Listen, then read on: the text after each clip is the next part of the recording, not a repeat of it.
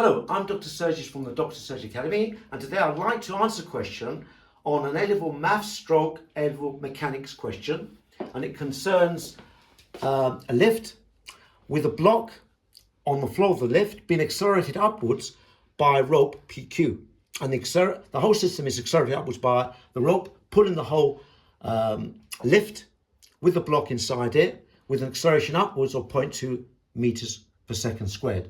So we're looking at a vertical rope PQ, has its end Q attached to the top of the small lift cage, and the lift cage is raised vertically by moving the end P of the rope upwards with an acceleration 0.2 meters per second squared. Okay, now what we want to do is find the tension in the rope PQ. So that is now I've labelled and I've sketched and labelled a diagram or a free body diagram with the forces acting on the system. So the actual upward force acting on the lift, T is the tension from the rope pulling the lift upwards, that's T. And the normal reaction, R, is Newton's third law of motion. And that is the force from the actual floor of the lift being exerted on the block R upwards. And the weight of the block, 10G, due to its weight downwards, is 10G. And the weight of the lift, just the lift itself, is 40G downwards. To find the tension T on the rope, I've actually also labelled the parameters here, tension T on the rope, R is the normal reaction of the lift cage exerted on the block, and we take G to be 9.8 meters per second squared. And the whole system, as we said, it accelerates upwards with a value of 0.2 meters per second squared. Now to find the tension of the rope, we apply Newton's second law of motion.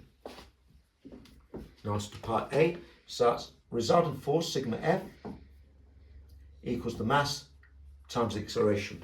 And the total force upwards is T, the tension, which is pulling the whole system, the lift upwards, T, minus the total weight downwards, 40 plus 10.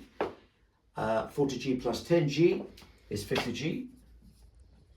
And the mass is 40 plus 10, which is 50 kilograms, times the acceleration, which is 0.2 meters per second squared. If we rearrange the expression to find T, that will give us the value of 50 times 0.2 is 10. Move the minus 50G the other side, plus 50G. And we get the value of the tension to be 500 newtons. That's the tension acting on the rope. Let's do part B now. Okay, we'll rub out the answer to the previous question.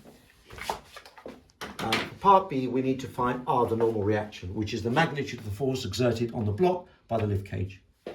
Here labelled as R.